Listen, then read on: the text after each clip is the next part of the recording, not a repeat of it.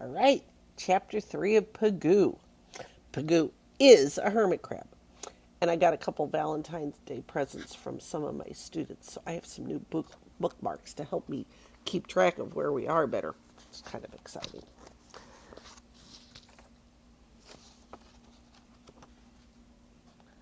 Pagoo is a hermit crab.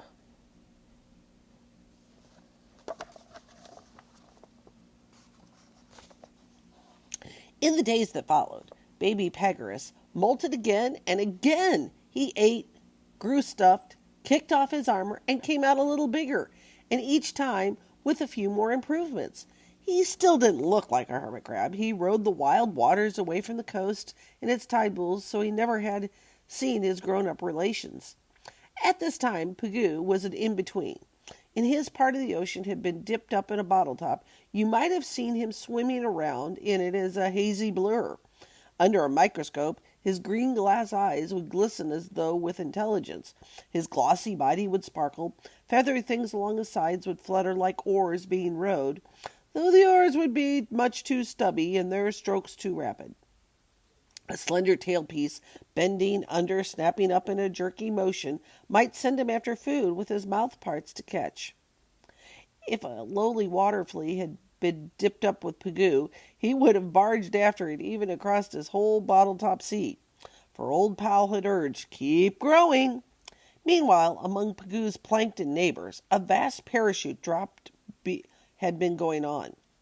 Many had managed to stay alive, and the bumpy upper regions came settling down. They had floated aloft as helpless youngsters. Now, one by one, they dropped below to a more settled life along sea bottom.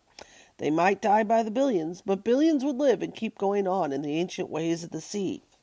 One after another, hard molting, a new Pagoo popped out of his skin. He wasn't the same old baby in a larger size. He was a new model. Different. The eyes had hugged his head now, right on stalks. Like searchlights, they could swing separately and see two ways at once. Very useful for living in an ocean. Feathery fronds still helped steer food to his mouth, but Pagoo now had jointed limbs. 5 to a side, and they were long and short, 10 altogether. The 2 front ones moved like arms. Why, Pagoo looked like a tiny crayfish.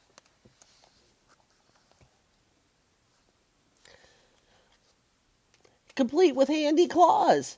So he would be able to box his way to the world after all. And along with these boxing claws went a better helmet and armor for his upper body. The lower half of him was a strong abdomen ending in a tail paddle. One slap of that paddle could send Pagoo scooting like a lobster. But crayfish and lobsters are not crabs. Even Pagoo would never become a true crab. True crabs are usually blunt in the rear, whereas Pagoo was to be an anomuran, meaning with an unusual tail. Pagoo did have a tail, but as yet it didn't look too unusual. Old pal seemed to chuckle. "It will change, boy, it sure will." Though related to crawfish, lobsters, and crabs, he would be none of them. Yet certainly nobody of the family would object to his being called a hermit crab. Being a hermit means one who lives alone. Well, old instinct lived with Pagoo, but only as the wisest part of him. Baby Pagarus was quite a boy now, with his legs, long feelers, and claws matched in even one side like the other. After all the bother of shucking himself every so often, this lad had come out with a well-balanced body. It seemed a safe bet that Pagoo would turn into something important, with a grand look of importance you often see on a city alderman or a lobster. This boy did have promise, but old pal whispered, "Watch it, son, you're not there yet." Then it happened. Pagoo molted again, and now, after all, he was an anomuran.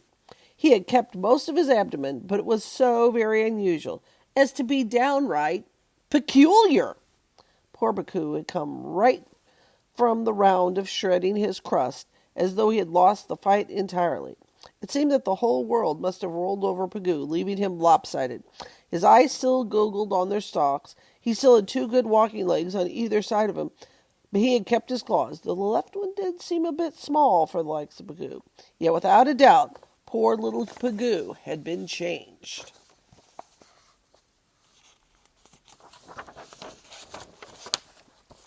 And here's what he looks like now.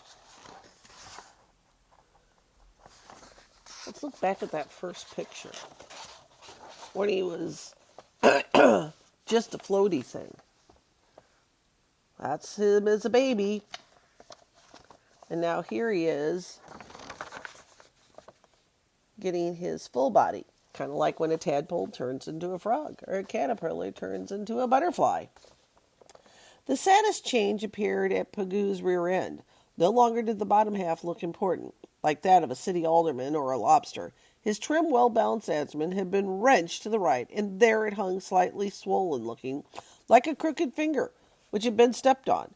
And his powerful tail paddle, what was left of that was bare thing like a rubber corkscrew. In fact, the whole of Pagoo's lower body had a rubbery look, because its coating was soft, not hard, like the armor of his upper half. With a rear so naked, so tender, so altogether pitiful in appearance, surely this was not to be a fighting hermit crab. "Yep, Pagoo, you're a hermit crab," said Old Pal. "Of course there'll be a few slight alterations here and there, but nothing much. Just keep on molting and growing." In general, Pagoo looked like all hermit crabs since that tribe began, like all his close cousins in the swinging, surging, wave-tossed seas of the world. Hermits in warm seas or cold seas, hermits on the edges of strange lands all over the globe, all of them have the twisted look of the hermit family. All of them have gone through the mill, like Pagoo. He had come from an egg no larger than a pencil dot. He still was smaller than the eraser at the other end of the pencil. But now he was a hermit crab boy, not a baby. No longer would he be pushed around at the surface by restless waves. Pagoo drifted down through the nets of sunlight toward a tidal pool floor. Old instinct was there to help him find the rocky shore with all its shallow, sandy places. Though now he was a young boy hermit, Pagoo did not feel very important. Somehow he felt unprotected, not quite secure, and the unprotected feeling, he was certain, crept over him from the rear. Surely something was missing, back there.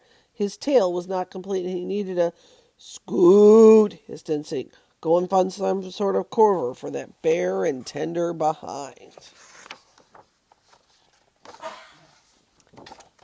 Pagoo, Chapter 3.